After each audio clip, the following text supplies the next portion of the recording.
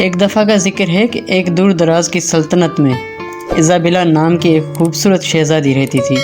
وہ پورے ملک میں اپنی مہربانی کی وجہ سے مشہور تھی، تاہم وہ قیمتی زیورات سے اپنی محبت کے لیے بھی جانی جاتی تھی۔ خاص طور پر اس کا ایک قیمتی ملکیت، ایک شاندار چمکتی ہوئی ہیرے کی انگوٹھی، جو اس کے خاندان کے ذریعے نسل در نسل منتقل ہو رہی تھی۔ ایک صبح جب ایزابیلا محل کے باغات میں ٹہل رہی تھی، کھلتے پھولوں کی تعریف کر رہی تھی، اس نے دیکھا کہ اس کی پیاری انگوٹھی اب اس کی انگلی میں نہیں ہے۔ گھبراہٹ اس پر چھا گئی کیونکہ اسے احساس ہوا کہ انگوٹھی غائب ہے۔ اس نے باغ میں اپنے قدم پیچھے ہٹائے اور پورے محل کی تلاشی لی، لیکن قیمتی انگوٹھی کا کوئی نشان نہ تھا۔ ایزابیلا نے شاہی نوکروں اور محافظوں سے کہا کہ وہ گمشدہ انگوٹھی کی تلاش میں اس کی مدد کریں۔ انہوں نے محل اور اس کے میدان کو چھان مارا، لیکن ایسا لگتا تھا کہ انگوٹھی بغیر کسی نشان کے غائب ہو گئی ہو۔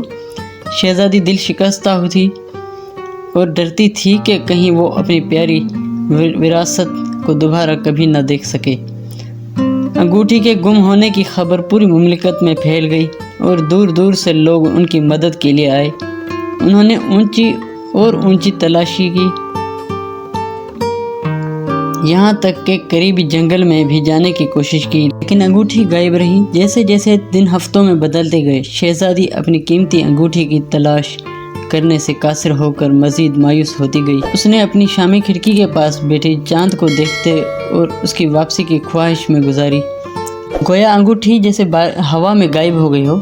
ایک شام جب ایزابیلا کھڑکی سے باہر دیکھا، ایک نرم آواز ہوا میں سرگوشی لی۔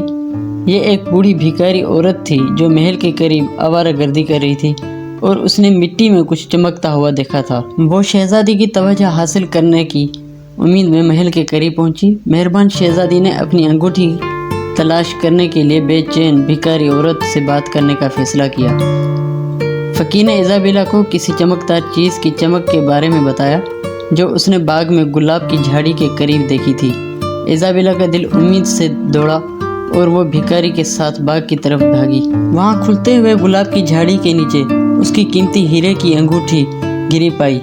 یہ اس کی انگلی سے گر گیا تھا جب وہ ہفتوں پہلے پھولوں کی تعریف کر رہی تھی اور جزوی طور پر مٹی میں دب چکی تھی۔ شہزادی بہت خوش ہوئی اور آنکھوں میں تشکر کے آنسو لے کر بھکاری عورت کو شکریہ ادا کیا۔ اس نے مہربان اجنبی کو محل میں مدعو کیا، جہاں اسے گرم کھانا اور آرام کرنے کی جگہ پیش کی گئی۔ ایزابیلا نے عاجزی کی اہمیت اور اجنبیوں کی مہربانی کے بارے میں ایک قابل سبق سیکھا۔ بادشاہی نے کھوئی ہوئی انگوٹھی کی واپسی کا جشن منایا اور شہزادی ایزابیلا نے اس سے پہلے سے بھی زیادہ پسند کیا۔ اس دن سے وہ نہ صرف اپنے حسن و جمال کے لیے بلکہ اپنے ہمدرد دل کے لیے بھی مشہور ہوئی، اور بھکاری عورت کے حسن سلوک نے ایک یاد دہانی کا کام کیا کہ بعض اوقات سب سے قیمتی خزانے دوسروں کی مدد سے مل سکتے ہیں، یہاں تک کہ وہ لوگ جو کم خوش قسمت ہوتے ہیں۔